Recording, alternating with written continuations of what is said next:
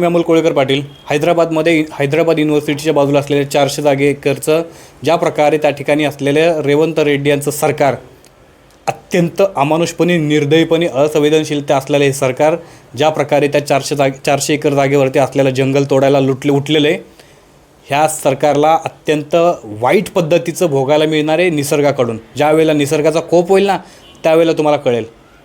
त्या बेघर असणाऱ्या म्हणजे बोलू न शकणाऱ्या त्या जनावरांना तुम्ही बेघर केलं. रातोरात तुम्ही हजारो बुलडोजर त्या ठिकाणी लावून ती 400 एकराची जागा तुम्ही साफ करायचं स्वप्न समोर ठेवलं का? तर तुम्हाला ते एका प्रायव्हेट IT कंपन्यांना त्या जागा द्यायच्या होत्या आणि त्या बदल्यामध्ये तुम्हाला माल खायचा होता. अरे पण इतका माल निसर्गाच्या पुढं तुम्ही ठेवणार कुठं?